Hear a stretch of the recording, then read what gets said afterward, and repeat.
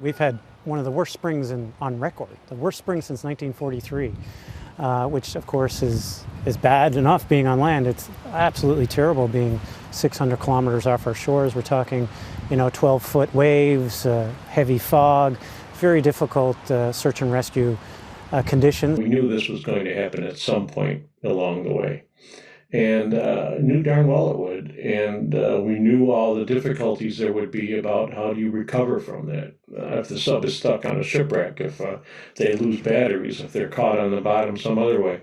And nothing was done about it.